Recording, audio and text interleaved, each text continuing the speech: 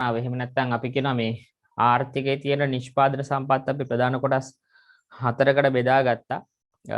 ඒකක් තමයි භූමිය, ඊට පස්සේ ශ්‍රමය, ඊට පස්සේ ප්‍රාග්ධනය, එහෙම නැත්නම් ව්‍යවසාය කියන කොටස් ටික එකට එකතු කරලා තමයි අපි මේ හදාගත්තේ නිෂ්පාදන සාධක කියන්නේ මොනවද කියලා. එතකොට දැන් මේ නිෂ්පාදන සාධක කියන දේවල් ටික එකට එකතු කරලා යම්කිසි ක්‍රියාවලියකට ලක් කරලා අපි අවසාන නිර්මාණය බවට පත් කරගන්නවා එක්ක භාණ්ඩයක් එහෙම නැත්නම් සේවාවක් කියන කාරණේ. එතකොට මේ භාණ්ඩය හෝ සේවාව කියන කාරණා දෙක හදාගන්න තමයි අපි මේ නිෂ්පාදන කාර්යභාරයේ නිරත වෙලා තියෙන්නේ. එතකොට මේ මෙතන කියනවා ආර්ථික සම්පත් යොදා ගැනීමෙන් තත්ත්වාකාරී නිෂ්පාදනය කරන ඒකකයක් නිෂ්පාදන ඒකකයක් විදිහට හඳුන්වනවා කියලා. දැන් අපි කියවනේ මේ නිෂ්පාදනය කරන්න යම්කිසි සංවිධානයක් අවශ්‍ය වෙනවා කියලා. අනේ යම්කිසි භාණ්ඩ හා සේවා නිෂ්පාදනය කර ගැනීම සඳහා අවශ්‍ය වන්නා වූ සංවිධානයට තමයි අපි කියන්නේ ව්‍යාපාරික සංවිධානයක් කියලා. එහෙම නැත්නම් ව්‍යාපාරයක් කියලා අපි හඳුන්වනවා. එතකොට කොළ බිස්නස් වල කතා කරලා ඇති ව්‍යාපාර සංවිධානය කියන්නේ මොනවද කියන කාරණාව කතා කරා. දැන් මේ ව්‍යාපාර සංවිධාන සම්බන්ධයෙන් තමයි අපි මේ කතා කරන්න උත්සාහ කරන්නේ. එතකොට මේ ව්‍යාපාර සංවිධානවල සිද්ධ කරන නිෂ්පාදන කාර්යභාරය මොකක්ද කියලා තමයි අපි ඉස්සෙල්ලාම හඳුර ගන්න ඕනේ. එතකොට මේ ආර්ථිකයක් ඇතුලේ මේ ඉන්න මිනිස්සු එහෙම නැත්නම් අපි කියනවා පාරිභෝගිකයෝ හැම වෙලේම භාණ්ඩ හා සේවා ඉල්ලුම් කරන අය. එහෙම නැත්නම් භාණ්ඩ හා සේවා මිලදී අරගෙන භාණ්ඩ හා සේවා පරිභෝජනය කරන අයට අපි කියනවා පාරිභෝගික. එහෙම නැත්නම් සාමාන්‍ය මහ ජනතාව කියලා කියනවා. එතර මේ කියපු සාමාන්‍ය මහ ජනතාවගෙන් තමා භාණ්ඩ හා සේවා සඳහා ඉල්ලුමක් කියන දේ ඇති වෙයි. එතර ඒ කියපු භාණ්ඩ හා සේවා සඳහා තිබෙන්නා වූ ඉල්ලුම එහෙම නැත්නම් මිලදී ගැනීම කියන කාරණේ සැපිරෙන්න නම් අනිවාර්යයෙන්ම මේ අපිට සිද්ධ වෙනවා රටේ තියෙන ආර්ථික සම්පත් ටික මිශ්‍ර කරලා මේ ආර්ථික සම්පත් පාවිච්චි කරලා මොනවා හරි ක්‍රමවේදයකට මොනවා හරි තාක්ෂණයකට අපිට මේ භාණ්ඩයක් එහෙම නැත්නම් සේවාවක් නිෂ්පාදනය කරගන්න සිද්ධ වෙනවා. එතකොට මේ කියපු භාණ්ඩය හෝ සේවාව නිෂ්පාදනය කරගන්න ක්‍රියාවලිය සිද්ධ කරන ආයතනයක් ඉන්නවා නම් ඒකට අපි කිව්වා නිෂ්පාදන සංවිධානයක් එහෙම නැත්නම් නිෂ්පාදන ආයතනයක් කියලා කිව්වා. එතකොට අපි ඉස්සෙල්ලාම අඳුර ගන්නවා මොකද්ද මේ නිෂ්පාදන ආයතනයක් කියන්නේ කියලා. එතකොට මේ නිෂ්පාදන ආයතනයෙන් කරන්නේ ආර්ථික සම්පත් මිශ්‍ර කරලා යම්කිසි සේවයක් එහෙම නැත්නම් ප්‍රයෝජනයක් ලැබෙන භාණ්ඩයක් හෝ සේවාවක් ජනිත කරන යම්කිසි කොටසක් ආයතනයක් එහෙම නැත්නම් පුද්ගලයෝ කීප දෙනෙක් ඉන්නවා නම් අනිවාර්යෙන් ඒකට අපි කිව්වා මේ තමයි නිෂ්පාදන ආයතනයක් කියලා. එතකොට අපි ඔය ව්‍යාපාරිකයෝ කියලා ගණන් ගන්නෙත් ඔන්න ඔය කියපු කොටසම තමයි. එහෙම නැත්නම් ව්‍යාපාරිකයෝ එහෙම නැත්නම් ව්‍යාපාර අංශය කියලා අපි සාමාන්‍යයෙන් අඳුරගන්නෙත් මෙන්න මේ කියපු කොටසම තමයි. එතකොට අනිවාර්යයෙන්ම එහෙනම් ව්‍යාපාර සංවිධාන නිෂ්පාදන සංවිධාන එක ක්‍රියාවලිය වෙන්නේ නිෂ්පාදන සම්පත් අරගෙන නිෂ්පාදන සම්පත් වලින් භාණ්ඩයක් හෝ සේවාවක් නිෂ්පාදනය කර ගැනීම කියන ක්‍රියාවලිය තමයි අපි සාමාන්‍යයෙන් මෙතනදී නිෂ්පාදන සංවිධානයක් විදිහට අඳුරගන්නේ. එහෙම නැත්නම් අපි දැනගන්නේ. ඊට පස්සේ අපි මේ ආර්ථික සංවිධානයක එහෙම නැත්නම් නිෂ්පාදන සංවිධානයක් තුලින් මූලිකවම එහෙම නැත්නම් අපි කියනවා මේ බේසිකලි කරන්න ඕන දේ තමයි අර අපි කලින් ඉගෙන ගත්ත අර කුමක් නිෂ්පාදනය කරනවාද කොපමණ ප්‍රමාණයකින් නිෂ්පාදනය කරනවාද ඊට පස්සේ නිෂ්පාදනය කළ යුත්තේ කෙසේද එහෙම නැත්නම් කා සඳහා නිෂ්පාදනය කරනවාද කියලා අර අපි කලින් ඉගෙන ගත්ත මූලික ආර්ථික ගැටලු තුනක් තිබුණානේ. අන්න ඒ කියපු මූලික ආර්ථික ගැටලු තුන විසඳා ගැනීම සඳහා යම්කිසි ක්‍රියාමාර්ගයක් ගන්නවා නම් එහෙම නැත්නම් ක්‍රියාමාර්ගය අරන් තියනවා නම් අන්න ඒ ආයතන තමයි ආර්ථික සංවිධානය කියලා කියන්නේ. එතකොට අපි ආර්ථික සංවිධානයක් තුළින් බලාපොරොත්තු වෙන මූලික කාරණය තමයි අර කියපු මූලික ආර්ථික ගැටලු තුනට විසඳුම් හොයලා තියනවාද කියන එක. ඒක විසඳුම් හොයන්නේ කුමන ක්‍රියාමාර්ගය අරගෙනද මොනවා කරාම මේ විසඳුම හම්බ වෙයිද කියන එක වෙනම කාරණයක්. ඒක අපිට අදාළ වෙන්නේ නැහැ. නමුත් අපි බලාපොරොත්තු වෙන ඕනම ආර්ථික සංවිධානයක් තුළින් මේ කුමක් නිෂ්පාදනය කළ යුතුද කොපමණ ප්‍රමාණයක් නිෂ්පාදනය කළ යුතුද කා සඳහා නිෂ්පාදනය කළ යුතුද කියලා මේ මෙන්න මේ කියන ගැටලු ටිකට විසඳුම් ටික හම්බ වෙයි කියලා අපි බලාපොරොත්තු වෙන මේ කියපු ආර්ථික සංවිධානයක් ඇතුලේ. ඒ කිව්වේ නිෂ්පාදනය කරන්න ඕන මොන භාණ්ඩයද අපිට තියෙන සම්පත් වලින් මොන භාණ්ඩය අපිට නිෂ්පාදනය කරන්න පුළුවන්ද කියලා අපි තීරණය කරගන්න. ඊට පස්සේ මේ තියෙන සම්පත් වලින් නිෂ්පාදනය කරන්න පුළුවන් කොච්චර භාණ්ඩ ප්‍රමාණයක්ද කියලා. X වලින් නම් කීයක්ද Y වලින් කීයක්ද නේද? එහෙම කියලා අපි තීරණය කරගන්නවා නම් මේ කියපු කාරණේ මත මේ නිෂ්පාදන ආයතනේ අර කියපු පළවෙනි ගැටලුවට ඇත්තටම මේ විසඳුම හොයලා ඉවරයි. ඊට පස්සේ නිෂ්පාදනය කළ යුත්තේ කෙසේද? ඒ කිව්වේ නිෂ්පාදනය කළ යුත්තේ කෙසේද කියලා අපි අදහස් කරන්නේ මේ නිෂ්පාදන ආයතනයක් අනිවාර්යයෙන්ම මේ තමන් නිෂ්පාදනය කරන්න තීරණය කරගත්ත භාණ්ඩය එහෙම නැත්නම් තමන් නිෂ්පාදනය කරන්න තීරණය කරගත්ත සේවාව නිෂ්පාදනය කළ යුත්තේ කුමන තාක්ෂණ ක්‍රමවේදී පාවිච්චි කරලාද කියන කාරණය තමයි අපි මූලිකවම මෙතනදී අදහස් කරන්නේ. එතකොට සමහරට සමහර ආයතන හිතන්න පුළුවන් සමහර ආයතනවල මේ ශ්‍රම සූක්ෂම කර්මාන්තේ පාවිච්චි කරන්න පුළුවන්. සමහර ආයතනවල ප්‍රාග්ධන සූක්ෂම කර්මාන්තේ පාවිච්චි කරන්න පුළුවන්. මේ වගේ කරුණු කාරණා ටිකක් තමයි අපිට මේ ගැටලුවේදී දකින්න හම්බ වෙන්නේ. එතකොට කා සඳහා නිෂ්පාදනය කරනවාද කියලා අපි මූලික අදහස් කරන්නේ මේ අපි නිෂ්පාදන කාර්යභාරයට භූමිය, ශ්‍රමය, ප්‍රාග්ධනීය ව්‍යවසායික නිෂ්පාදන සාධක ටික අපි පිටතින් මිලදී ගත්තා. ඒ පිටතින් මිලදී ගත්ත නිෂ්පාදන සාධක ටික පාවිච්චි කරලා තමයි අපි භාණ්ඩයක් හෝ සේවාවක් නිෂ්පාදනය කරේ. ඒතර මේ පිටතින් මිලදී ගත්ත භාණ්ඩ මේ කියපු නිෂ්පාදන සාධක වලට අපිට සිද්ධ වෙන ගෙවීමක් කරන්න. අපි කිව්වොත් අර භූමිය ගත්තනම් බදු කුලියක් ගෙවන්න ඕන, ශ්‍රමය ගත්තනම් වැටුපක් ගෙවන්න ඕන, ප්‍රාග්ධනය ගත්තනම් පොලි අනුපාතයක් ගෙවන්න ඕන. මෙන්න මේ වගේ දේවල් ටිකක් තියෙන හින්දා එතකොට අපිට සිද්ධ වෙනවා මේ කියන කරුණු කාරණා ටික යටතේ අර කියපු සාධක වලට ගෙවන්න. අන්නේ ගෙවන ප්‍රතිශතය කුමක්ද කියන එක තමයි අපි මෙතනදී මූලිකම අදහස් කරන්නේ. කොච්චරක් නම් එහෙම නැත්නම් කීයක් නම් මෙන්න මේ කියපු ක්‍රමවේදයක් යටතේ මේ අපිට ගෙවනවාද ප්‍රතිශතයක් විදිහට මේ කියපු නිෂ්පාදන සාධක වලට කියලා. ඒතර මේ සාධක වලට ගෙවන විදිහට තමයි මේ රට ඇතුලේ තියෙන ආදායම් බෙදියම විෂමතාවය එහෙම නැත්නම් අපි කියන ඇති නැති පරතරය ඇති වෙන්න බලපාන්නෙත් මෙන්න මේ කියන ප්‍රතිශතය කුමක්ද කියන කාරණා මත තමයි ඒක තීරණය වෙලා තියෙන්නේ. රයිට්. අපි එතකොට මේ කතා කරන්නේ මොකද්ද? ආර්ථික සංවිධානයක් ඇතුලේ මූලිකවම සිද්ධ වෙන්න ඕන මොකද්ද කියන එක. ඒතර මූලිකවම සිද්ධ වෙන්න ඕන මොකද්ද? කුමක් නිෂ්පාදනය කරනවද? කොච්චර ප්‍රමාණයකින් නිෂ්පාදනය කරනවද? කොහොමද නිෂ්පාදනය කළ යුත්තේ? කා සඳහාද අපි නිෂ්පාදනය කරන්නේ කියන මූලික කරුණු කාරණා ටික අපි හදා ගන්න ඕන, විසඳ ගන්න ඕන. අන්නේ විසඳ ගන්න ආයතනයක් එහෙම නැත්නම් ඒකකයක් සංවිධානයක් තියෙනවා නම් අපි ඒකට කිව්වා ආර්ථික සංවිධානයක්. එහෙම නැත්නම් ආර්ථික ඒකකයක් කියලා අපි සාමාන්‍යයෙන් කිව්වා. ඉතින් මේ ඒකකය ගැන තමයි අපි ඉගෙන ගන්න. මේ ඒකකයේ තියෙන නිෂ්පාදන කාර්යය ගැන තමයි අපි ඉගෙන ගන්න යන්නේ. දැන් ඔය කියන විදිහට ව්‍යාපාර ආයතන එහෙම නැත්නම් ඔය කියන විදිහට ව්‍යාපාර සංවිධාන මේ ගොඩක් තියෙන්න පුළුවන්. මේ තියෙන ව්‍යාපාර සංවිධාන අනිවාර්යයෙන්ම සමහර ඒවා තනි පුද්ගල ව්‍යාපාර වෙන්න පුළුවන්, හවුල් ව්‍යාපාර වෙන්න පුළුවන්. ඊට පස්සේ තියෙන සංස්ථාපිත සමාගම් සම්බන්ධයෙන් අපිට ඉගෙන ගන්න සිද්ධ වෙනවා. ඊට පස්සේ සම්මුපකාර ව්‍යාපාරික රාජ්‍ය ආයතන හා ඊට පස්සේ පෞද්ගලික ආයතනත් එකට එකතු වෙලා සමූහ විදිහට නිෂ්පාදන කාර්යභාරය නිරත වෙන සමුපකාර ආයතන සම්බන්ධයෙන් අපිට කතා කරන්න පුළුවන්.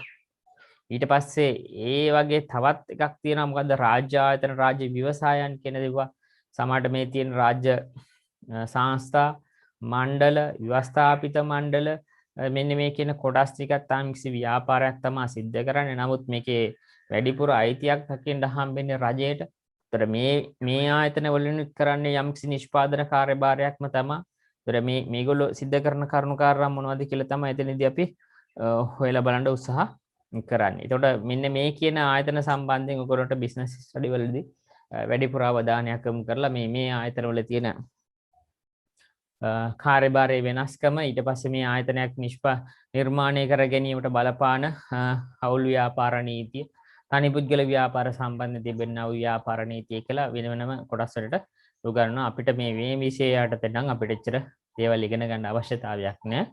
අපේ විෂය යටතට අපිට තියෙන්නේ මෙන්න මේ ව්‍යාපාර ආයතන මේ සංවිධානය වෙච්ච විවිධ වෙච්ච සංවිධාන ක්‍රමවේදයන් අනුගමනය කරලා තියෙනවා කියන එක විතරක් අපි දැනගත්තොත් අපිට සෑහීමකටපත් වෙන්න පුළුවන්. ඒ කියන්නේ මෙන්න මේ ආකාරයේ දේවලු අපිට දකින්න හම්බ වෙනවා කියන එක තමයි මෙතනදී අපි මූලිකවම ඉගෙන ගන්න අවශ්‍ය වෙන්නේ. රයිට්. ඊට පස්සේ අපි ඉගෙන ගන්නවා මෙන්න මේ කියපු මේ ව්‍යාපාර සංවිධාන වල තියෙන අරමුණ මොකක්ද කියලා. එතරම් අපි මේ ගොඩක් පෞද්ගලික ව්‍යාපාර ආයතන ගත්තොත් එහෙම ඒ ව්‍යාපාර ආයතන ඇතුලේ මේ තියෙන ප්‍රධානම දේ තමයි අනිවාර්යයෙන්ම මේ කියන ව්‍යාපාර සංවිධාන ප්‍රධානම අරමුණ බවට පත් ලාභ උපරිම කිරීම. එහෙම නැත්නම් අපි ඒකට කියනවා මේ අනිවාර්යයෙන්ම මේ තියෙන කරුණු කාරණා යටතේ හැම ව්‍යාපාර ආයතනයක්ම එහෙම නැත්නම් හැම ව්‍යාපාරිකම අරමුණ තමන්ගේ ව්‍යාපාරය ක්‍රියාත්මක කරලා ඒ ව්‍යාපාරය තුලින් තමන් උපයන ලාභය එහෙම නැත්නම් තමන්ගේ ආදායම ලාභය උපරිම තත්ත්වයට පත් කර ගැනීම තමයි ඕනම ව්‍යාපාරිකයෙකුගේ එහෙම නැත්නම් ඕනම කෙනෙකුගේ අභිලාෂය බවට පත් වෙන්නේ කියලා. දැන් මේ කියන කාරණාව පෞද්ගලික ආයතන පැත්තෙන් බැලුවොත් නම් ඒක අපිට බලමටම පේන්න පුළුවන්. නමුත් රාජ්‍ය ආයතන වල දකින්න හම්බෙන්නේ ලාභ උපරිම කිරීම කියන අරමුණට වඩා මෙතන තියෙන ආයතනෙන් සමාජයට යම්කිසි සුබ සාධනයක් සිද්ධ වෙනවාද කියන එක තමයි ගොඩක් දුරට හොයලා තියෙන්නේ. එතකොට මේ ගොඩක් දුරට හොයලා තියෙන කාරණාව සම්බන්ධයෙන් අපි හොයලා බලමු මොනවද මේ ව්‍යාපාර ආයතනික ලාභ උපරිම කරන්නේ කොහොමද කියලා.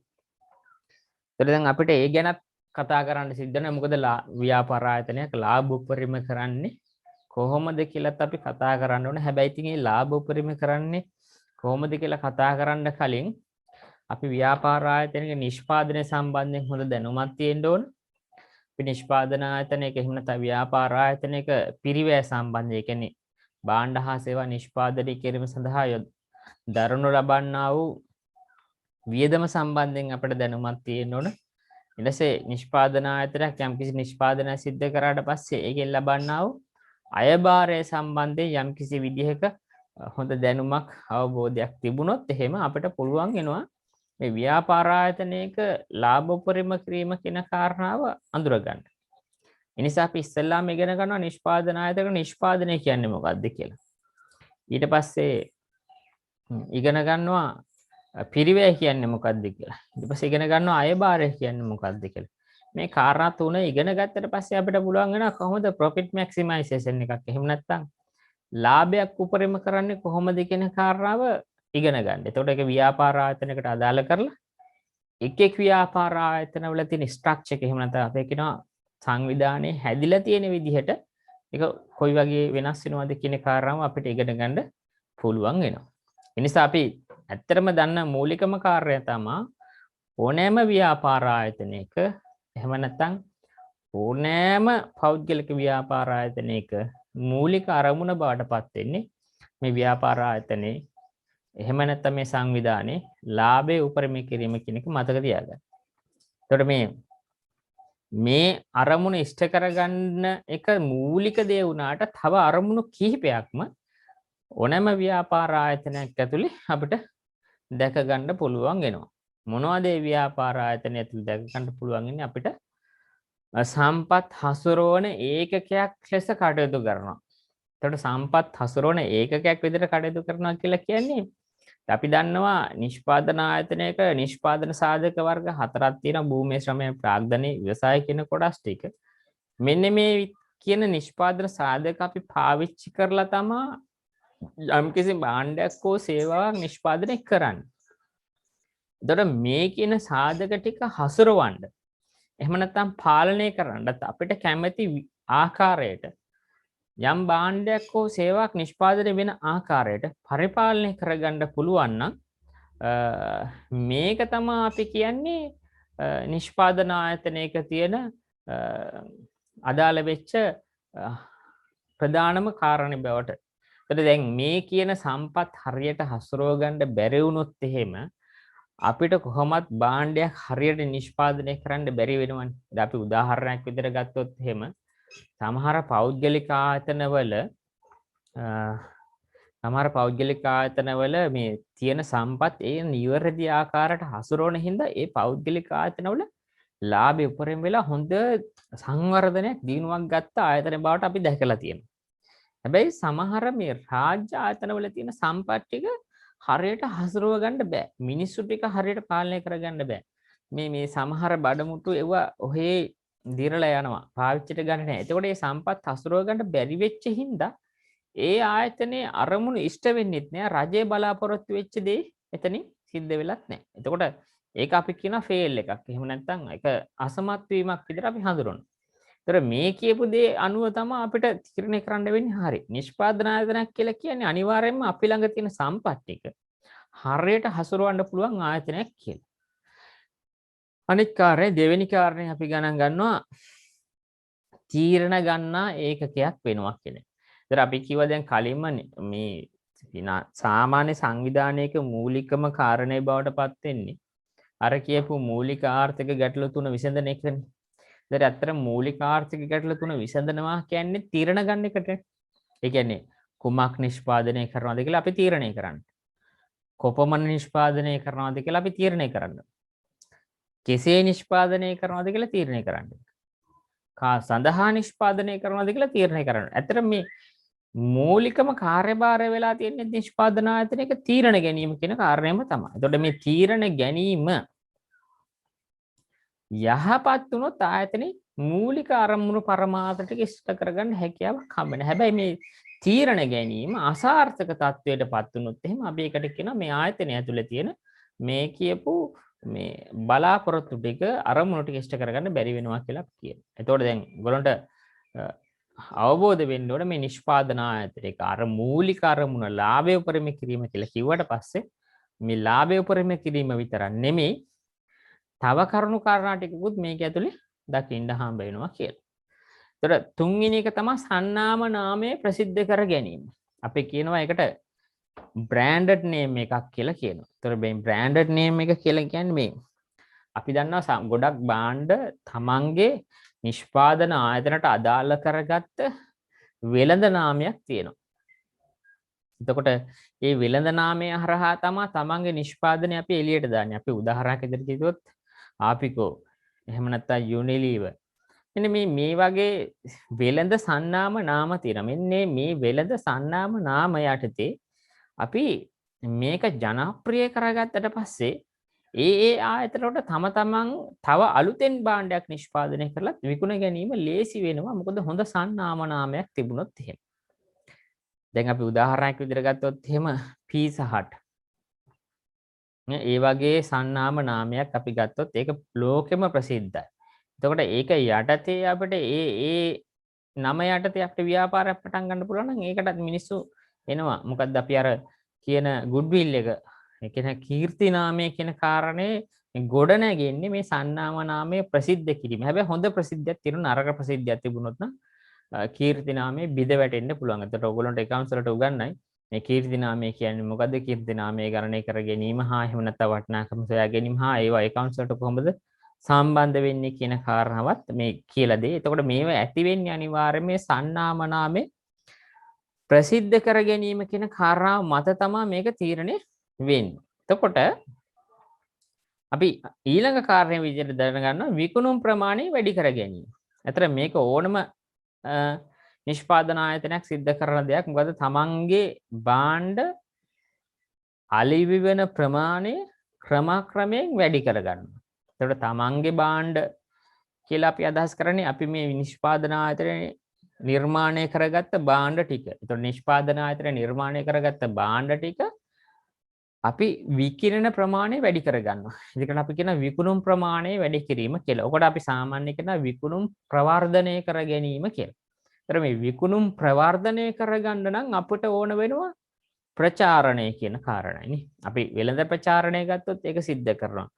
එක එක උපක්‍රම පාවිච්චි කරන්නත් පුළුවන් අපිට තවත් භාණ්ඩ එකට එකතු කරලා දෙන්න පුළුවන් භාණ්ඩ කීපයක් ගත්ත පස්සේ තව නොමිලේ භාණ්ඩයක් දෙන්න පුළුවන් නේ මේ වගේ වෙළඳ උපක්‍රම ගොඩක් ආයතනවල පාවිච්චි කරගන්න පුළුවන් වෙනවා හේතුව අපි මේ කියන විකුණුම් ප්‍රමාණය වැඩි කරගන්න එක් ආයතනයට වෙන් වෙච්ච එහෙම නැත්නම් එක් ආයතනයට ආවේනික වෙච්ච ක්‍රියාමාර්ග ගන්න පුළුවන් ක්‍රමවේදයක් තමයි අපිට සාමාන්‍යයෙන් දකින්න හම්බෙන්නේ. එතකොට නිෂ්පාදන ආයතන try කරන්නේ එහෙම නැත්නම් උත්සාහ කරන්නේ තමන්ගේ විකුණුම් ප්‍රමාණය වැඩි කරගන්නත් යම්කිසි විදිහක උත්සාහයක් ඒගොල්ලෝ දරලා තියෙනවා කියලා තමයි සාමාන්‍යයෙන් අපිට කියන්න පුළුවන් වෙන්නේ. එතකොට ඊළඟ කාරණය තමයි පාරිභෝගික තෘප්තිය ඇති කරගන්න එක. ඒතර මේක ගොඩක් වැදගත් වෙනවා මේ පාරිභෝගික තෘප්තිය හොඳයි නම් ඉබේම සන්නාමනාමයේ වැඩි වෙනවා වගේ විකුණුම් ප්‍රමාණයත් වැඩි වෙනවා. අපි උදාහරණයක් විදිහට ගත්තොත් එහෙම මට තියෙන ආයතනයේ මම නිෂ්පාදනය කරපු භාණ්ඩේ පාවිච්චි කරපු කවුරු හරි එහෙම නැත්නම් පාවිච්චි කරපු මොනවා හරි පුද්ගලයෙක් පාරිභෝගිකයෙක් මම නිෂ්පාදනය කරපු භාණ්ඩේ හොඳයි කියලා කියනවා නම් එහෙනම් ඒ පාරිභෝගිකයාගේ තෘප්තිය හොඳ තැනක නැත්නම් උපරිම තැනක තියෙනවා. එතකොට ඒ පාරිභෝගිකයා නිකාම කියනෝනේ අනිත් පැයට හොඳයි කියලා මම නිෂ්පාදනය කරපු දේ. ඒක හොඳයි කියලා කියනවනම් මට නිකාම විකුණුම් වැඩි වෙනවා මගේ කීර්ති නාමය වැඩි වෙනවා සන්නාම නාමයේ ජනප්‍රිය එකක් බවට පත් වෙනවා.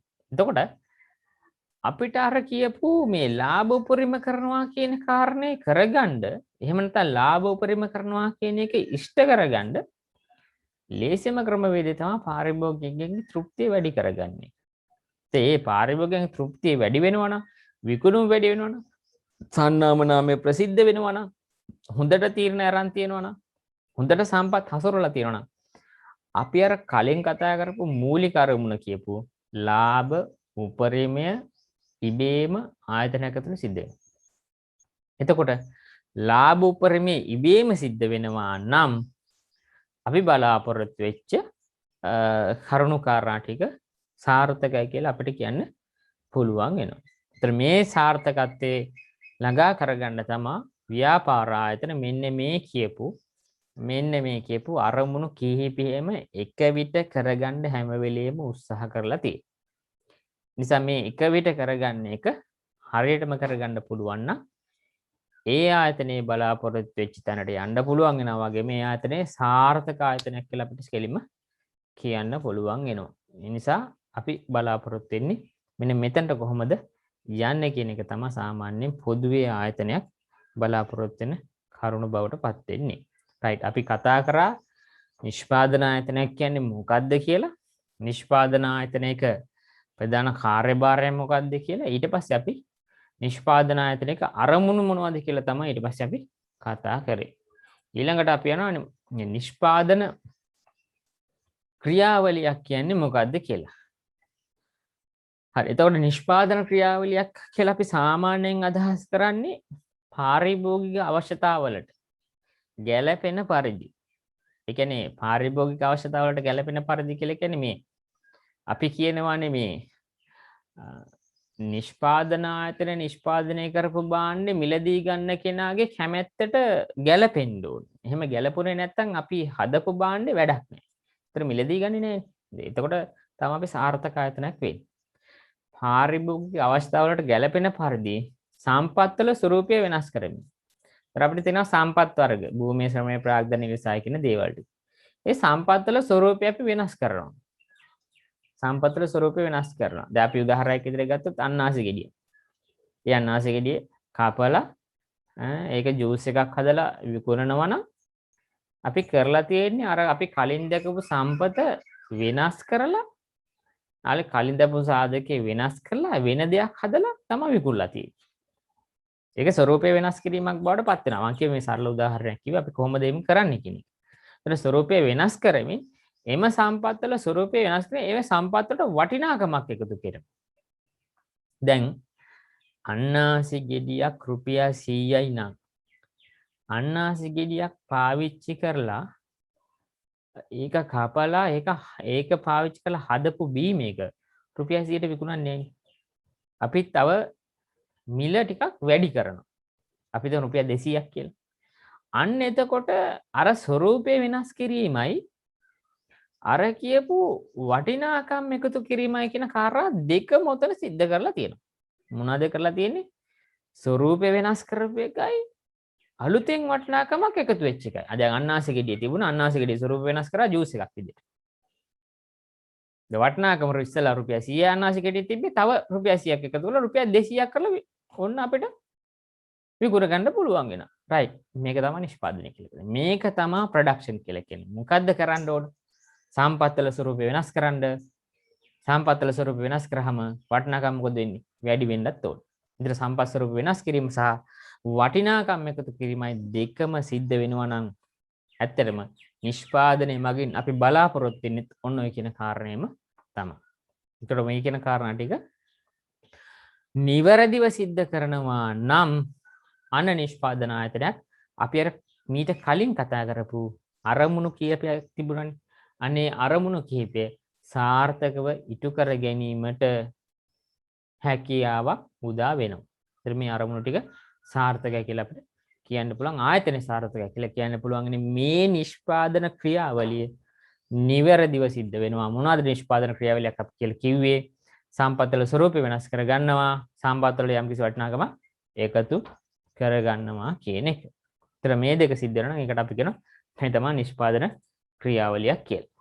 රයිට්. අපි පොඩි උදාහරණයකට යමු. හරි. මේකේ තියෙන්නේ පොඩි උදාහරණයක් අපි දීලා තියෙන්නේ ඇඟලුම් කර්මාන්ත ශාලාවක් සම්බන්ධයෙන්. එහෙම නැත්නම් ගාමට් ෆැක්ටරි එකක් සම්බන්ධයෙන් තමයි අපි මේ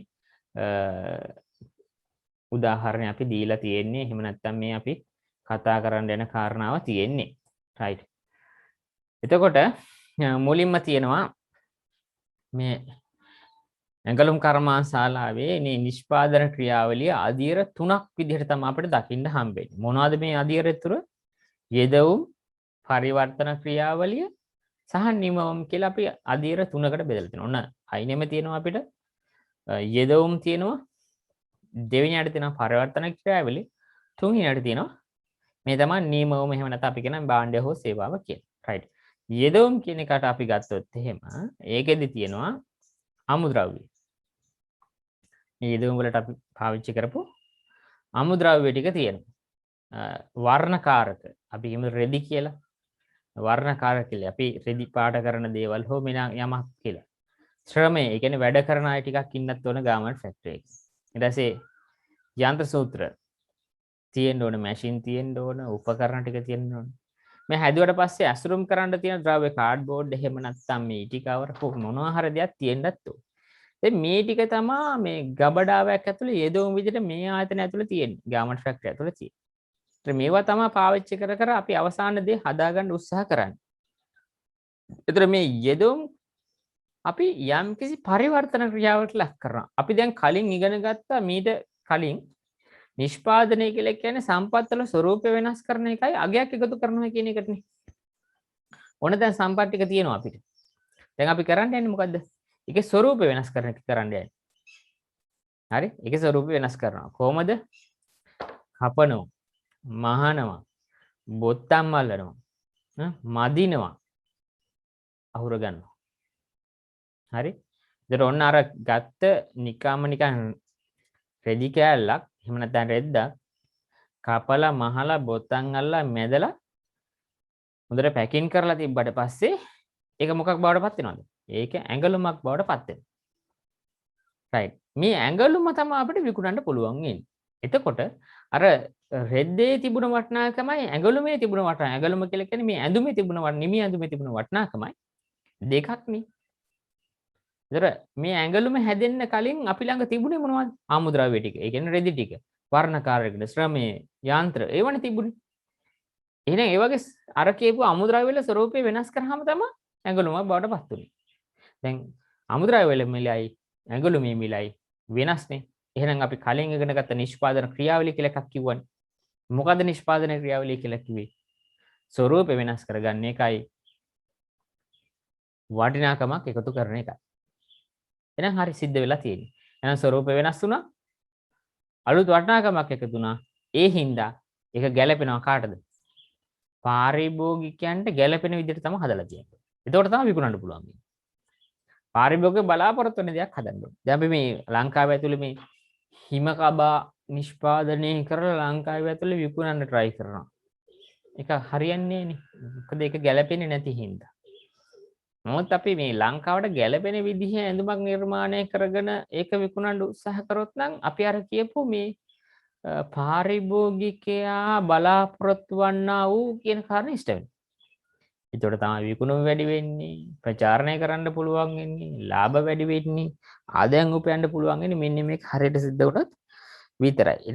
ඒ නිසා මේ කියන කරුණු කාරණා ටික මූලිකවම අපි දැනගෙන ඉන්න ඕනේ. හරි. ඒතකොට අපි දැන් ඉගෙන ගත්තා මොකද්ද මේ නිෂ්පාදන ක්‍රියාවලියක් කියන්නේ කියලා. ඒතර මේ නිෂ්පාදන ක්‍රියාවලිය අධීර අපි යෙදවුම් අධීර, පරිවර්තන අධීර හා නිමවුම් කියලා අපි කොටස් තුනකට බෙදාගෙන මේ කියන ක්‍රියාවලිය සිද්ධ වෙන්නේ කොහොමද? මූලිකම සිද්ධ වෙන්නේ මේ ස්වරූපේ වෙනස් කරන එකයි, අගයක් එකතු කරන එකයි. අගයක් එකතු කරාට පස්සේ මේක පාරිභෝගිකයෙක් කැමති එකක් මිලදී ගන්න උත්සාහ කරන එකක්, හොයන එකක් බවට පත් වෙනවා නම් අපි සාර්ථක ආයතනයක් බවට පත් වෙනවා. ඒතර ඔන්න අපි ඉගෙන ගත්තා මොකද්ද මේ නිෂ්පාදන ක්‍රියාවලිය ඇතුලේ සිද්ධ වෙන්නේ, කුමක්ද මේ කියන කාරණාව ඇතුළේදී අපිට දැක ගන්න පුළුවන් වෙන්නේ කියන කාරණාව තමයි අපි කතා කරන්නේ. එන්න නැත්නම් අපිට මූලිකම නිෂ්පාදනයක් කියන්නේ මොකද්ද කියන කරුණ, එහෙම නැත්නම් නිෂ්පාදනයක් කියන්නේ කුමක්ද කියන කාරණාව අපි ඉගෙන ගත්ත මූලිකවම ඒකේ මොනවද තියෙන්න ඕන කියන කාරණාව. right. අපි ඊළඟට කතා කරගෙන යන් මේ මෙතන තිබුණානේ කොටස් තුනක්. මොනවද? යෙදවුම් තිබුණා, පරිවර්තන ක්‍රියාවලිය තිබුණා, නිමවුම් තිබුණා. අපි ඒකෙන් කතා කරනවා පළවෙනි කාරණේ ගැන. මොකද්ද පළවෙනි කාරණය? ඒ තමයි යෙදවුමක් කියන්නේ මොකද්ද කියලා. අපි සාමාන්‍යයෙන් මේ යෙදවුමක් කියන එකෙන් අදහස් කරන්නේ යම්කිසි භාණ්ඩයක් හෝ සේවාවක් නිෂ්පාදනය කර ගැනීමට භාවිතා කරන්නා වූ සියලුම දේ. දැන් අපි හිතමු අන්නාසි ජූස් එකක් හදාගන්න අන්නාසි ගෙඩියක් ඕන නම් එහෙනම් ඉතින් අනිවාර්යයෙන්ම ඒ අන්නාසි ගෙඩිය තමයි යෙදවුම බවට පත් වෙන්නේ. දැන් ඇඟලුමක් එහෙම නැත්නම් ෂර්ට් එකක් නිෂ්පාදනය කරගන්න, හදාගන්න, මහගන්න රෙදි ඕන නම්, නූල් ඕන නම්, බටන් ඕන නම් එන ඒවා ටික තමයි යෙදවුමක්. එහෙම නැත්නම් අපි ඒවට කියන ඉන්පුට් එකක් බවට පත් වෙන්නේ. මේ කියපු ඉන්පුට් එහෙම නැත්නම් මේ කියන යෙදවුම් පාවිච්චි කරලා තමයි අපි භාණ්ඩයක් හෝ සේවාවක් නිෂ්පාදනය කරගන්නේ. right. අපි ලියලා තියෙනවා මෙතන මොනවද? යම් ව්‍යාපාර ආයතනයක් තම නිෂ්පාදනය සඳහා ඒ කිව්වේ භාණ්ඩ නිපදවීම වෙනුවෙන් භාවිතා කරන්නා වූ සියලුම දේ. ඒක භාණ්ඩ නිපදවන්න පාවිච්චි කරන ඕනම දෙයක්. ඒතකොට යන්ත්‍ර ගන්නත් පුළුවන්. ගොඩනැගිලි ගන්නත් පුළුවන්. දැන් කර්මාන්තශාලාවක කර්මාන්තශාලාව නැත්තම් අපිට මේ එළියේ භාණ්ඩ නිෂ්පාදනය කරන්න බෑනේ. ඒතර ඒ කර්මාන්තශාලාවත් ඒ කියන්නේ ගොඩනැගිල්ලත් යෙදවුමක් තමයි. දැන් මැෂින් ටික නැත්තම් ඒක නිෂ්පාදනය කරන්නත් බැරි වෙනවනේ. එතකොට ඇඟලු. එහෙනම් ඒකත් යෙදවුමක් තමයි. ශ්‍රමිකයෝ නැත්තම් භාණ්ඩ නිෂ්පාදනය කරන්න බෑනේ. ඒතර ඒකත් යෙදවුමක් තමයි. මේ හැම එකම යෙදවුමක් විතර අපි ගණන් ගන්නවා. ඒතර මේ යෙදවුම් ලෙස හඳුන්වන්නේ මේ යෙදවුම් වල මේ හැමදේම පාවිච්චි කරන සියලුම දේ. එතකොට යෙදවුම් ලෙස හැඳින්වෙයි. මෙම යෙදවුම් වල ස්වභාවය මත එම යෙදවුම් ප්‍රධාන කොටස් දෙකකට අපි බෙදා ගන්නවා.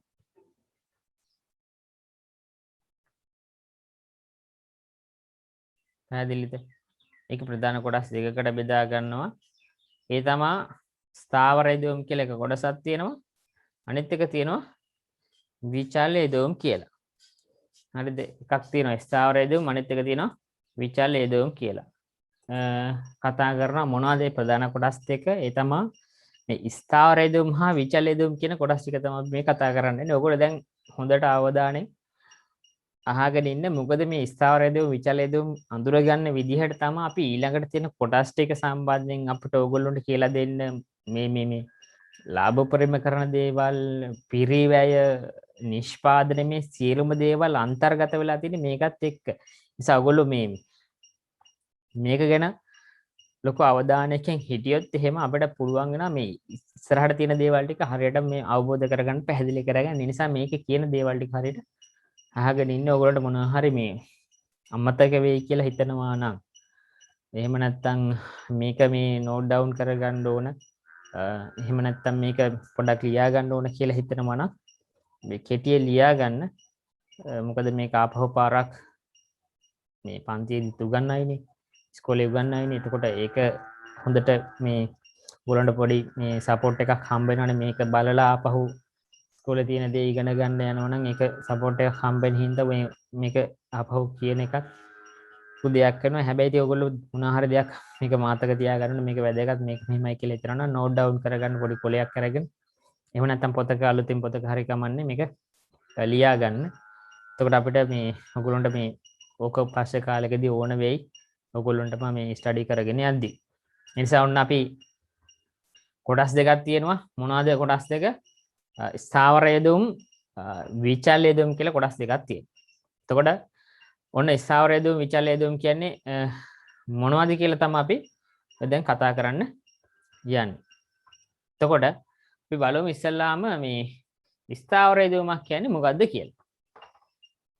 right. මෙතන ස්ථාවර යෙදුමක් කියන එකකින් අපි අදහස් කරන්නේ දැන් අපි ව්‍යාපාර ආයතනයක් නම් නිෂ්පාදන ආයතනයක් නම් පටන් ගත්ත මුල් අවධියක් තියෙනවනේ කාලවකවානුවක් තියෙනවනේ. මේ පටන් ගත්ත මුල් අවධියේදී කාලවකවානුවේදී වෙනස් කරන්න බැරි. ඒ කියන්නේ මේක වෙනස් කරන්න ටිකක් අමාරුයි කියන එක තමයි කියන්නේ. මේ වෙනස් කරන්න බැරි. නම් කිසි සාධක ටිකක් තියෙනවනේ. අන්න ඒවට අපි කියන ස්ථාවර යෙදුමක් කියලා. දැන් උදාහරණයක් විදිහට ගත්තොත් ගොඩනැගිලි. යන්ත්‍රෝපකරණ බල ශක්තිය කියන්නේ අපි කර්මාන්තයේ පවත්වාගෙන යන්න නිෂ්පාදන කටයුතු සිද්ධ කරන්න අපි පාවිච්චි කරන්නේ යම් කිසි බල ශක්තියක්. ඒක විදුලි බලය වෙන්නත් පුළුවන් එහෙම නැත්නම් ඉන්ධන හෝ යමක් වෙන්න පුළුවන්. එනේ ඒ කියපු දේවල් ටික අපිට වෙනස් කරන්න බෑ. එනේ ඒ හින්දා අපි ඒවා ගණන් ගන්නවා මේ ස්ථාවර යෙදවීමක් විදිහට ගණන් ගන්නවා. පැහැදිලිද? ඒ කියන්නේ කෙටි කාලය තුලදී වෙනස් කිරීමට නොහැකි සාධක. මොකක්ද කිව්වේ? කෙටි කාලය තුලදී වෙනස් කිරීමට නොහැකි සාධක තියෙනවා නම් මේ සාධක වලට අපි කිව්වා මේවා තමයි ස්ථාවර යෙදුම්. එහෙම නැත්නම් fix variable එහෙම නැත්නම් input කියලා අපි කිව්වා. එතකොට මේ ස්ථාවරයි කියලා කියන්නේ මේ කෙටි කාලයක් ඇතුළත තුලදී වෙනස් කරන්න බැරි සාධක ටිකක්. එහෙම නැත්නම් මේවා වෙනස් කරන්න නම් ලොකු වියදමක් අපිට දරන්න සිද්ධ වෙනවා. ඉතින් ලොකු වියදමක් කෙටි කාලයක් ඇතුළත ව්‍යාපාරයක් පටන් අරන් අපිට දරන්න බෑ නම් අපි ওই වගේ දේවල් වෙනස් කරන්නේ නැහැ. ඒතකොට වෙනස් කරන්නේ නැත්නම් ඒවට තමයි අපි කියන්නේ ස්ථාවරයි. ස්ථාවර කියන්නේ වෙනස් වෙන්නේ නැහැ කියන එකට මේ ස්ථාවර යෙදවීමක් කියලා අදහස් කරනවා. දැන් අපි උදාහරණයක් විදිහට ගන්නවා. අපේ තු මෙතන ඉන්න කවුරු හරි අලවිසලක් එහෙම නැත්නම් අපි කියන මේ සාමාන්‍ය සිල්ලර අලවිසලක් මේ නගරයක් ඇතුලේ ඔන්න අලුතෙන් දාගත්තා. ඉතින් ගොඩනැගිල්ලක් කාගෙන් හරි කුලියට අරගෙන මේ යන්ත්‍රෝපකරණ නිකන් ෆ්‍රිජ් එකක් හරි මොනවා හරි දේවල් ටිකක් අරගෙන තමයි මේක පටන් ගන්නෙ. පටන් අරන් සති දෙකක් යනකොට මේ අලුත් වෙන ගොඩනැගිල්ලක් හදාගෙන වෙන ෆ්‍රිජ් එකක් කරගෙන එහෙම කවුරුත් කරන්නේ නැහැ. ඒකට හේතුව තමයි මේ එහෙම කරන්න ගියොත් එහෙම ලොකු වියදමක් ඒක වෙනුවෙන් අපිට දරන්න සිද්ධ වෙනවා. එතකොට ඒක වෙනුවෙන් ඒ ලොකු වියදම දරනකොට ඇත්තට මේ දරන වියදම අපිට ආවරණය කරගන්න හම්බ කරගන්න හොයාගන්න බැරි වෙනවා. එහෙනම් බැරි වෙනවා නම් අපි මේ වගේ දේවල් වෙනස් කරන්න යන්නේ නැහැ. එන්නේ වෙනස් කරන්න යන්නේ නැති දේවල් ටිකට අපි කියන මොකක් කියලාද? මේ තමයි ස්ථාවර යෙදවීම. එහෙම නැත්නම් වෙනස් වෙන්නේ නැති දේවල් ටික කියලා කියනවා. පැහැදිලිද? එතකොට මේවා තමයි වෙනස් වෙන්නේ නැත්තේ. අනේ වෙනස් වෙන්නේ නැති දේවල් වලට තමයි අපි කියන උදාහරණයක් විදිහට ගොඩනැගිල්ල, යන්ත්‍රෝපකරණ, එහෙම නැත්නම් බල ශක්තිය කියන කාරණා ටික. මේ ටික හරියටම තියෙනවා නම් අපිට ගැටලුවක් වෙන්නේ නැහැ. ඔන්න අපිට අඳුර ගන්න පුළුවන්, ඔන්න අපිට හොයා ගන්න පුළුවන් මෙන්න මොනවද ස්ථාවර යෙදවීම් ටික කියලා. right. අපි යෙදවීම් කොටස් දෙකකට බෙදාගත්තා. පළවෙනි එක ස්ථාවර යෙදවීම්, දෙවෙනි එක විචල් යෙදවීම් කියලා කරනවා. දැන් අපි ස්ථාවර යෙදවීම් කියන්නේ මොනවද කියලා අඳුරගත්තා. මොනවද වෙනස් කරන්න බැරි ඒවා. කෙටි කාලෙදී වෙනස් කරන්න බැරි ඒවා ටික ටික ස්ථාවර යෙදවීම් කියලා.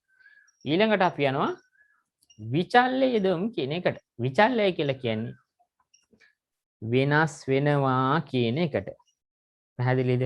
එහෙනම් වෙනස් වෙන යෙදවුම් ටිකක් තමයි අපිට සාමාන්‍ය මේ විචල් යෙදවුම් වලට ගන්න පුළුවන්. අපි මේ වෙනස් වෙනවා කියන එකෙන් අදහස් කරන්නේ අපි අර හිතමු යමු අර උදාහරණයට මොකක්ද අර අපි ව්‍යාපාරයක් පටන් ගන්නවා කියලා කිව්වේ මේ කඩයක් දානවා කියලා කිව්වේ සිල්ලර අලවිසලා.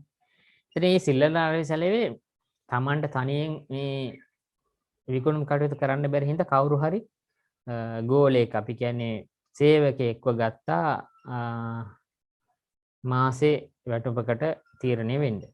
එතකොට මේ සේවකයා අරන් සති දෙකක් විතර යගේ යනකොට මේ වැඩ කරන අපිට අල්ල නැහැ මිනිස්සුන්ට එන කතා කරන්න දන්නේ නැහැ හරියට. ඒ වගේ ප්‍රශ්න ටිකක් ඇති හින්දා අපි මොකද කරන්නේ?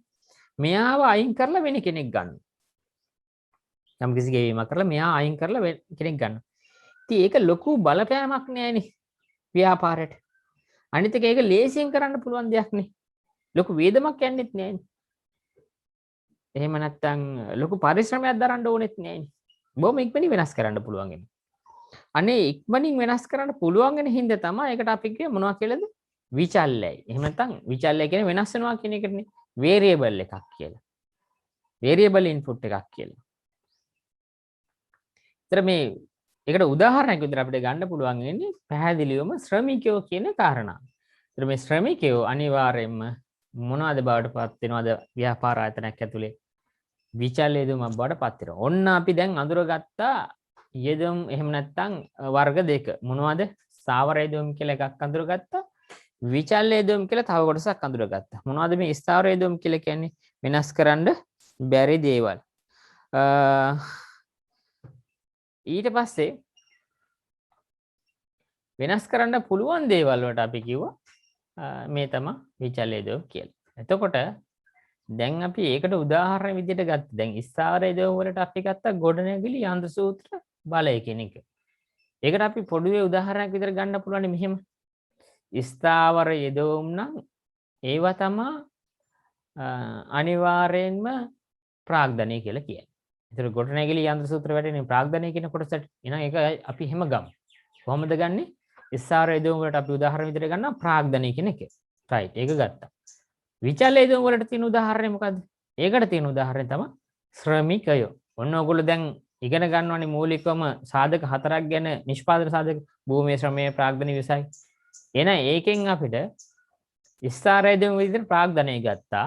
විචල් යෙදුම් විදිහට ශ්‍රමය ගත්තා. දැන් ඒක එතකොට ක්ලියර්. ඔන්න ඒ කාරණාව අපි ඒ විදිහට ගන්න පුළුවන් වෙනවා. පැහැදිලි? එතකොට ඔන්න ස්ථාවර යෙදුම් කියන්නේ මොනවද? විචල් යෙදුම් කියන්නේ මොනවද කියලා ඔන්න අපි ඉගෙන ගත්තා. එතකොට ඔන්න අපි ඕනම ව්‍යාපාර ආයතනයක් අරගෙන ඒක උදාහරණයක් විදිහට අරගෙන ඒ ව්‍යාපාර ආයතනය ඇතුළේ තියෙන ස්ථාවර යෙදුම් මොනවද? ඒ ව්‍යාපාර ආයතනයේ තියෙන විචල් යෙදුම් මොනවද කියලා අපි වෙන වෙනම අඳුරගන්න අපිට හැකියාවක් තියෙනවා. කොහොමද ඔයගොල්ලෝ අඳුරගන්නේ? ඉක්මනට වෙනස් කරන්න පුළුවන් දේවල් ටික අපි ගත්තා විචල් යෙදුම් විදිහට. නිෂ්පාදනයේ කිසිම බලපෑමක් නැතුව දෛනික නිෂ්පාදන කටයුතු එහෙමම සිද්ධ වෙනකොට කිසිම බාධාවක් නැතුව වෙනස් කරගන්න පුළුවන් සාධක තියෙනවා නම් ඒවට අපි කියව විචල සාධකයි කියලා.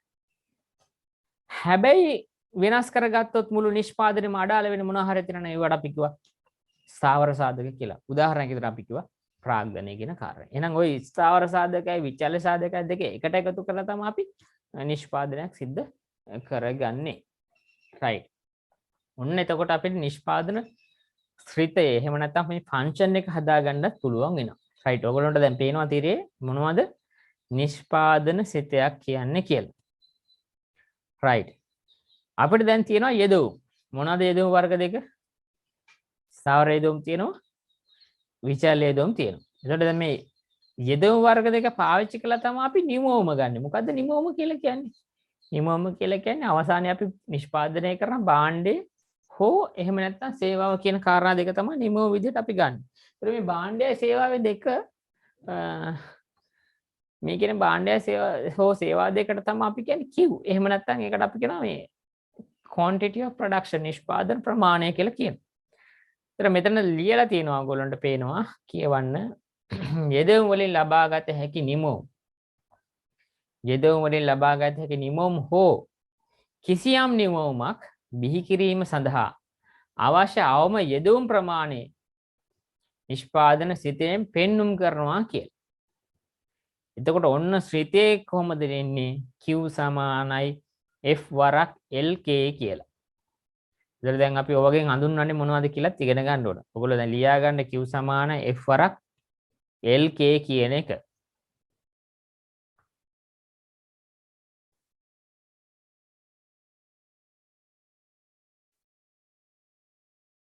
පැහැදිලිද? මොකද්ද ලියාගන්නේ අපි? Q වරක් F LK කියන එක අපි ලියා ගන්නවා.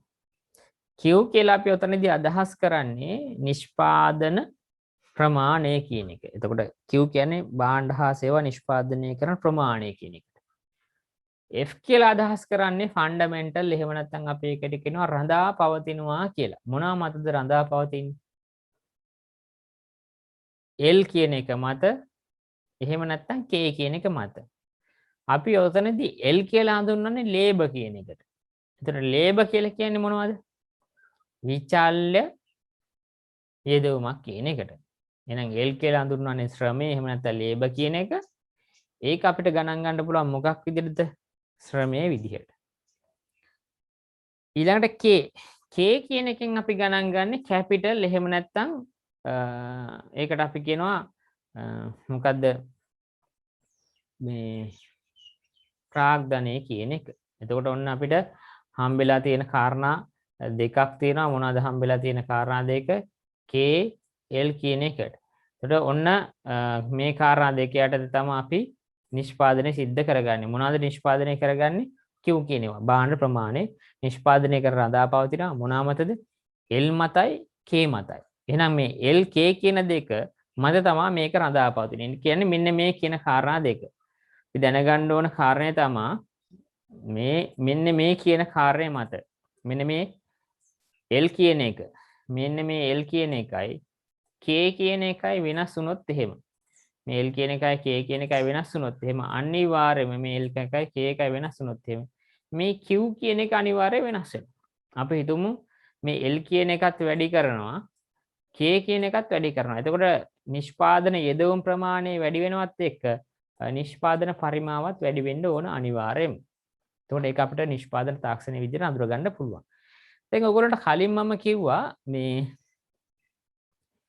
මූලික ආර්ථික ප්‍රශ්න තුනක් තියෙනවා කියලා. ඒකේ දෙවෙනි ප්‍රශ්නේ විදිහට කෙසේ නිෂ්පාදනය කරනවාද කියලා ගැටලුවක් ගැන කිව්වනේ. දැන් එතනදී අපි සලකා බලන්න ඕන කාරණේකුත් තියෙනවා. මොකද්ද? දැන් ඔයගොල්ලන්ට මම කලින් කිව්වා කෙසේ නිෂ්පාදනය කරනවද කියන ගැටලුවට උත්තර දෙකක් ලෝකේ තියෙනවා කියලා. ඒ තමයි නිෂ්පාදනය වෙනුවෙන් වැඩිපුර ශ්‍රමය පාවිච්චි කරන්න කියලා කිව්වා. එහෙම නිෂ්පාදනය වෙනුවෙන් වැඩිපුර ශ්‍රමය පාවිච්චි කරපු ගමන් ඒකට අපි කියනවා නම ශ්‍රම සූක්ෂම කර්මාන්තය කියලා. ඊළඟ වෙනස විදිහට අපි කිව්වා නිෂ්පාදනය වෙනුවෙන් වැඩිපුර පාවිච්චි කරන්න ප්‍රාග්ධනය කියලා. ඉතින් නිෂ්පාදනය වෙනුවෙන් වැඩිපුර ප්‍රාග්ධනය පාවිච්චි කරාම ඒකට අපි කිව්වා ප්‍රාග්ධන සූක්ෂම ශිල්ප ක්‍රමයයි කියලා. ඔන්න ඒ ක්‍රම දෙක ගැන තමයි අපි මේ කතා කරේ. ක්‍රම දෙක ගැන තමයි අපි කිව්වේ. එතකොට මේ කියපු විදිහට මෙතනදී අපිට අඳුර ගන්න පුළුවන් මේ Q කියන එක හදන්න වැඩිපුර අපි ශ්‍රමයේද පාවිච්චි කරන්නේ, වැඩිපුර අපි ප්‍රාග්ධනයේද පාවිච්චි කරන්නේ. ශ්‍රමය පාවිච්චි කරන ශ්‍රම සූක්ෂම, ප්‍රාග්ධනය පාවිච්චි කරන ප්‍රාග්ධන. එතකොට අපිට දැන් අර කලින් ඉගෙන ගත්ත කෙසේ නිෂ්පාදනය කරනවාද කියන ගැටලුවටත් විසඳුම මෙතනදී හොයාගන්න පුළුවන්. මේ නිෂ්පාදන සිතේ දිහා බලලා මේ ව්‍යාපාර ආයතනයේ ඒ ගැටලුව නිර්මාණය කර ඒ ගැටලුව විසඳගෙන තියෙන්නේ කොහොමද කියලා අපිට හොයාගන්න පුළුවන් වෙනවා. එතකොට කොහොමද විසඳගෙන තියෙන්නේ? වැඩිපුර ශ්‍රම යොදාගෙනද වැඩිපුර ප්‍රාග්ධනෙ යොදාගෙනද කියන කාරණේ. පැහැදිලිද?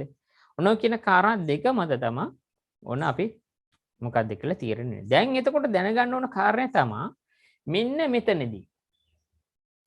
මෙතනදී L කියන එක වෙනස් වෙනවනේ. මොකද L කියන්නේ විචල්්‍ය සාධකයක්. K කියන එක වෙනස් වෙන්නේ නෑනේ. ඒක ස්ථාවරයි. එතකොට අපිට කෙටි කාලයේදී විනාශ කරන්න බෑ ස්ථාවර සාධක. කෙටි කාලයේදී වෙනස් කරන්න පුළුවන් විචල්්‍ය සාධක.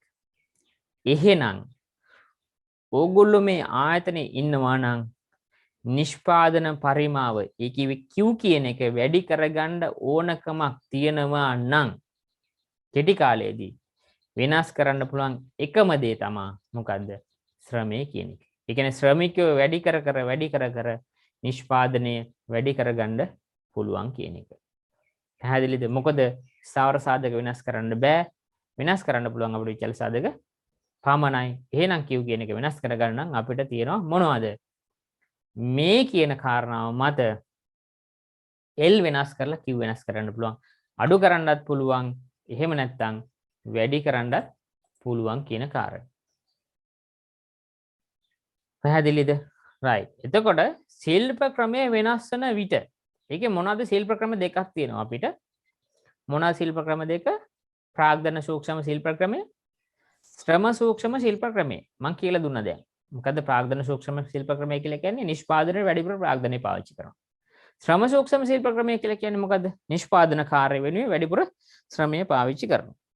ඒතර ඔන්න ඔය කාරණා දෙක තමයි ඔතනදී අපිට දකින්න හම්බ වෙන්නේ. මෙතනදී අපි දැනගන්න ඕන කාරණේ තමයි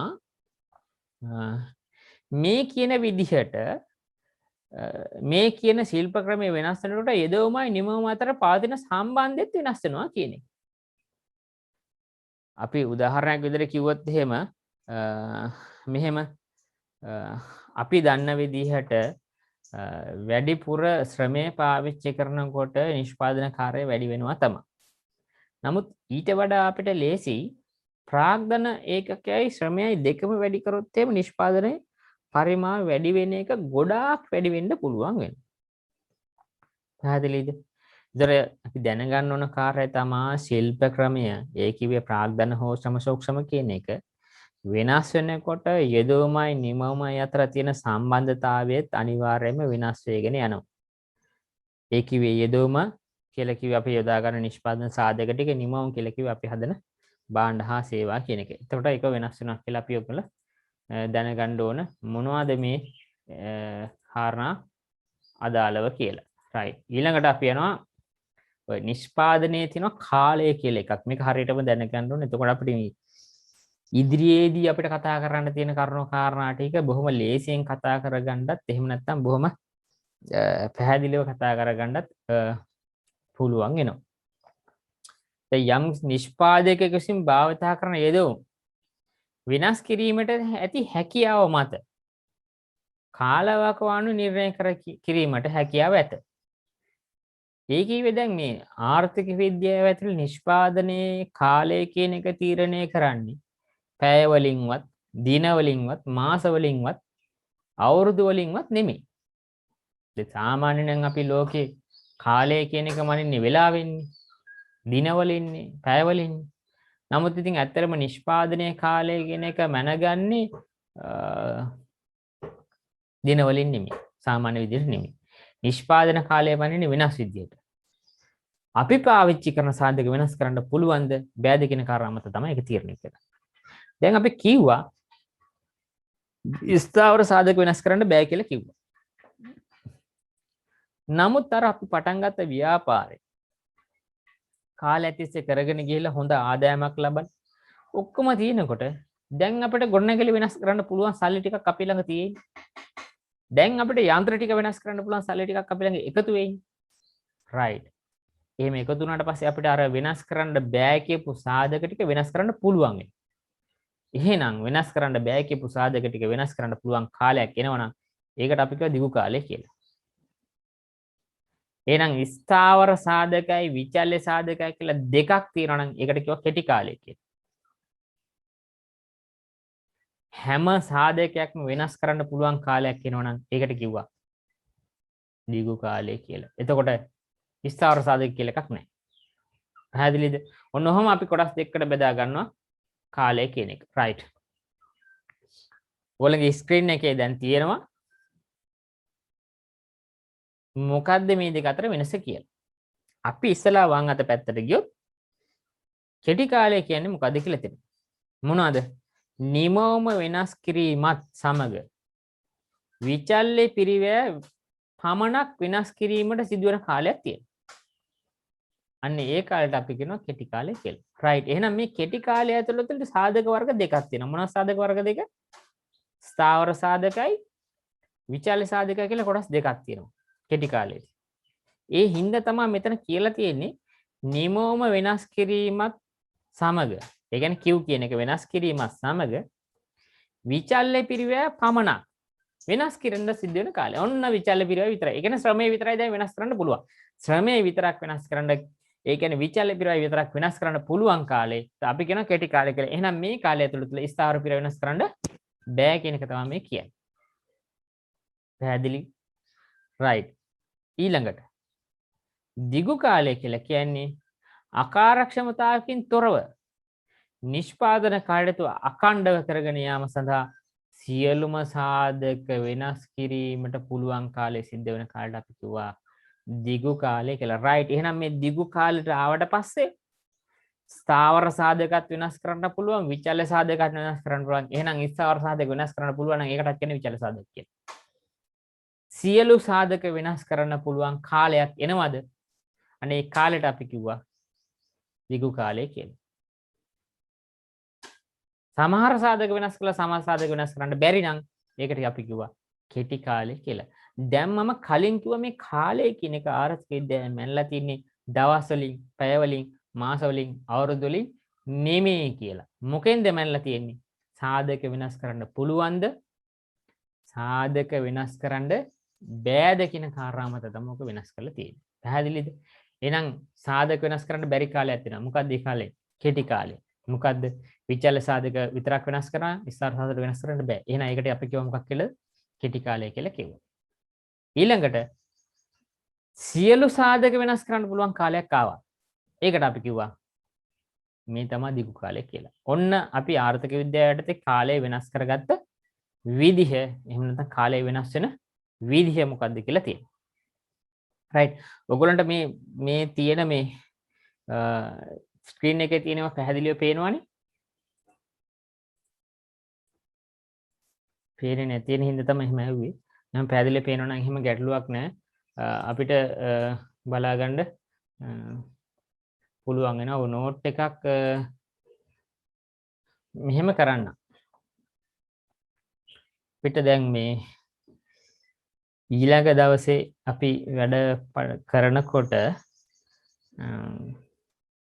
මම PDF එකක් කියවන්න. හැබැයි ඒත් PDF එකක් කියවත් ඔයගොල්ලන්ට මේ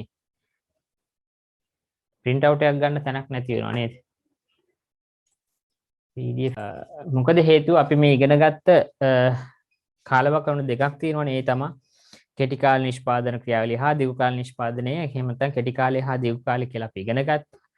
ඒකෙන් ඉස්සෙල්ලාම අපි ඉගෙන ගන්නවා මේ කෙටි කාලය කියලා කියන්නේ මොකද්ද? මොකද්ද මේක ඇතුලේ සිද්ධ වෙන්නේ? එහෙම නැත්නම් මේ කෙටි කාලය කියලා එකක් අපි හදාගෙන තියෙන මොන සාධක යටතේ උපකල්පනය කරලාද කියලා අපි ඉගෙන ගන්න. දැන් මතකයිනේ අපි කෙටි කාලය කියන්නේ මොකද්ද කියලා. මොකද කෙටි කාලය කියලා කියන්නේ සමහර සාධක වෙනස් කරන්න පුළුවන්, සමහර සාධක වෙනස් කරන්න බෑ කියලා කිව්වා. එහෙනම් කෙටි කාලය ඇතුලේ අපිට නිෂ්පාදනයේ දාගන්න යෙදවුම් වර්ග දෙකක් තියෙනවා. ස්ථාවර යෙදවුම් කියලා කොටසක් තියෙනවා, විචල්්‍ය යෙදවුම් කියලා කොටසක් තියෙනවා. අපි උදාහරණ විදිහට ගත්තොත් ශ්‍රමය විචල්්‍ය යෙදවුමක් වෙනවා, ප්‍රාග්ධනය ස්ථාවර යෙදවුමක් වෙනවා. මේවා ඔක්කොම තියෙනවා මේ කාලයකදී. ඒ කියන්නේ වෙනස් කරන්න පුළුවන් සාධක ටිකකුත් තියෙනවා, වෙනස් කරන්න බැරි සාධක ටිකකුත් තියෙනවා කියලා තමයි අපි මේ අඳුර ගන්න ඕන, දැනගන්න ඕන මොකද්ද කියලා. එතකොට මෙහෙම කෙටි කාල නිෂ්පාදන ක්‍රියාවලිය හද ගන්නකොට අපි මේකේ උපකල්පන කීපයකුත් තියෙනවා. කලින් හිතනවා මෙහෙම වුණොත් මෙහෙම වෙයි කියලා අපි හිතන කාරණා කීපයක් තියෙනවා. assumption ටිකක් තියෙනවා. මොනවද? පළවෙනි එක මේ ඇතම් නිෂ්පාදන සාධක ස්ථාවරව පවතිනවා කියලා. රයිට්. අපි ඒක කලින් දැනගත්තා. මොකද්ද? ස්ථාවරව පවතින්නේ මොන සාධකද? ස්ථාවරව පවතින්නේ අර කියපු ප්‍රාග්ධනය කියන සාධක. ඒ කියන්නේ ගොඩ නැගිලි. එහෙම නැත්නම් යාන්ත්‍ර සූත්‍ර බාලය. ඒ කියන්නේ මේ නිෂ්පාදන කටයුතු සිද්ධ කරගන්න පාවිච්චි කරන බාලය කියන කාරණා ටික ස්ථාවරයි කියලා කියනවා. ඒක උපකල්පනයක්. ඒතකොට සියලුම විචල්්‍ය සාධක සමජාතීය වෙනවා කියලා කියනවා. ඔන්න ඔක හොඳට දැනගන්න ඕන. සියලුම විචල්්‍ය සාධක සමජාතීයයි කියලා කියනවා. ඒක තේරුම මේකයි. දැන් අපි ඔතන විචල්්‍ය සාධක විදිහට ගත්තේ මොනවද? විචල්්‍ය සාධක විදිහට අපි ගත්තේ ශ්‍රමය කියන එක. හරිද? ඒතර ශ්‍රමය එහෙම නැත්නම් විචල්්‍ය සාධකයේ සමජාතීයයිලු කියලා කියනවා. සමජාතීයයි කියලා කියන්නේ මෙන්න මේකට. අපි හිතමු x කියන මනුස්සයා වැඩට ගත්තා. එයා එක පුද්ගලයා. y කියන මනුස්සයාත් වැඩට ගත්තා. x කියන මනුස්සයා වැඩ කරන විදිහටමයි එයාගේ ඵලදායීතාවයයි කාර්යක්ෂමතාවයයි y කියන මනුස්සයාගේ ඵලදායීතාවයයි කාර්යක්ෂමතාවයයි දෙකම සමානයි. එහෙනම් x කෙනාගේ වෙනුවට y කෙනාව අපිට යොදා ගන්න පුළුවන් සමජාතීයයි න ะ. එහෙනම් x y කියන දෙකක් නෙමෙයි එකක්නේ සමජාතීයන සමාන සාධකේ ස්වરૂපය සමානයි ක්‍රියාවලිය සමානයි ඒක අපි කියන සමජාතීයයි කියලා. මේ සමජාතීය දේවල් තමා මේ විචාල සාධක කියන්නේ කියලා කියන්නේ. එතකොට සියලුම විචාල සාධක සමජාතීය නම් එහෙනම් අපිට දැනගන්න ඕන කාරණයක් එතන තියෙනවා. මොකද්ද? එක විචාල සාධකයක් වෙනුවට තව විචාල සාධකයක් ලේසියෙන් මාරු කරගන්න පුළුවන් කියලා දැනගන්න. ඇයි? එකක් වෙනුවට තව එකක් සමානයි නම් ලේසියෙන් වෙනුවට පාවිච්චි කරන්න පුළුවන්. එහෙනම් සියලුම විචාල සාධක සමජාතීය නම් බොහොම ඉක්මනට වෙනුවට පාවිච්චි කරගන්න පුළුවන්. අපි ඒකට වචනයක් කිව්වා ආදේශනේ ලේසියෙන් කරගන්න පුළුවන් කියලා. එහෙනම් ආදේශනේ ලේසි වෙනවා නම් අර අපි කියපු සමජාතීයකේ බලපෑම ඔච්චරයි. පැහැදිලිද? මොකද්ද කිව්වේ? සියලුම සාධක සියලුම විචාල සාධක සමජාතීය කියන්නේ එක වගේ. එක ශ්‍රමිකයෙක් වෙනුවට තව ශ්‍රමිකයෙක් ගත්තට කිසිම ප්‍රශ්නයක් නැහැ කියන එකයි ඒකේ කියන්නේ. දැන් අපි ප්‍රායෝගික ලෝකෙට ගියොත් නම් මොකක් ප්‍රශ්නයක් නේ. සමහර අය හොඳට වැඩ කරනවා, සමහර අය හොඳට වැඩ කරන්නේ නැහැ. නමුත් ඉතින් මේක උපකල්පනය කරනවා. එක ශ්‍රමිකයෙක් වැඩ කර හිටියා. එයා අයින් කරලා අලුතෙන් තව කෙනෙක් ගත්තට පස්සේ එයාත් ඒ විදිහට වැඩ කරනවා. කිසි ප්‍රශ්නයක් නැහැ කියන එකයි ඔයන් කියන්නේ. පැහැදිලිද? නිෂ්පාදන තාක්ෂණයේ ස්ථාවරව පැවතීම. අපි භාණ්ඩ හා සේවා නිෂ්පාදනය කරන පාවිච්චි කරන තාක්ෂණ වර්ග දෙකක් තියෙනවා. ශ්‍රම සූක්ෂම හා ප්‍රාග්ධන සූක්ෂම කියලා. ඒ කොටස් දෙක. එහෙම නැත්නම් අපි දැන් මේ වෙලාවේ පාවිච්චි කරන්නේ ප්‍රාග්ධන සූක්ෂම නම් ඒක වෙනස් වෙන්නේ නැහැ. පැහැදිලිද? තව ආයතනයක් ගත්තොත් එහෙම ඒ ආයතනයේ ඒ වෙලාවේ පාවිච්චි කරන්නේ ශ්‍රම සූක්ෂම නම් ඒක වෙනස් වෙන්නේ නැහැ. ඒතර එක්ක ප්‍රාග්ධන සූක්ෂම එහෙම නැත්නම් ශ්‍රම සූක්ෂම මේ කියන ක්‍රම දෙකෙන් එකක් හෝ පාවිච්චි කරනවා. ඒක කෙටි කාලෙදී වෙනස් වෙන්නේ නෑ කියලා මතක තියාගන්න. ඒ හින්දා අපි ඒකට කිව්වා නිෂ්පාදන තාක්ෂණයේ හැමදෑම ස්ථාවරයි වෙනස් වෙන්නේ නැත කියලා. එහෙනම් නිෂ්පාදන තාක්ෂණයේ ස්ථාවර වෙනවත් එක්කම ඒ නිෂ්පාදන තාක්ෂණයට පාවිච්චි කරන නිෂ්පාදන සාධකවල වෙනසක් ඇති වෙන්නේ නෑ කියලා හොඳට මතක තියාගන්න. right. එහෙනම් අපි ඔන්න ඉගෙන ගත්තා කෙටි කාල නිෂ්පාදන ක්‍රියාවලියක තියෙන උපකල්පන. පළවෙනි උපකල්පනය කිව්වා ඇතම් නිෂ්පාදන සාධක ස්ථාවරව පවතින එහෙම නැත්නම් වෙනස් වෙන්නේ නෑ කියලා. ඒ කියන්නේ විචාල සාධකයි ස්ථාවර සාධකයි කියලා දෙකක් තියෙනවා. සියලුම විචාල සාධක එක වගේ කියලා කිව්වේ. ඒ කියන්නේ සමජාතීය එකකට වෙනුවට තව එකක් පාවිච්චි කරන්න පුළුවන් කියලා එක තමයි එකෙන් අදහස් වෙන්නේ. නිෂ්පාදන තාක්ෂණයේ වෙනසක් වෙන්නේ නෑ ස්ථාවර පවතිනවා කියලා තමයි එකෙන් කතා කරන්නේ. එන්න එතකොට ඔයගොල්ලෝ කෙටියට අනුමාත්‍රකයක් විතර ලියා ගන්න කෙටි කාල නිෂ්පාදන ක්‍රියාවලිය උපකල්පන කියලා කෙටි කාල නිෂ්පාදන ක්‍රියාවලිය උපකල්පන කියලා ලියාගෙන ඒකේ තියෙන ප්‍රධාන උපකල්පන තුන ලියා ගන්න මෙහෙම. මොකද්ද? ඇතැම් නිෂ්පාදන සාධක ස්ථාවරව පැවතීම කියලා. ඇතැම් නිෂ්පාදන සාධක ස්ථාවරව පැවතීම කියලා ලියා ගන්න. ඊට පස්සේ සියලුම විචල්්‍ය සාධක සමජාතීය වෙනවා කියලා ලියා ගන්න. මොකද්ද? සියලුම විචල්්‍ය සාධක සමජාතීය වීම. ඊට පස්සේ නිෂ්පාදන තාක්ෂණය ස්ථාවරව පැවතීම කියලා ලියා ගන්න. මොකද්ද? නිෂ්පාදන තාක්ෂණය ස්ථාවරව පැවතීම.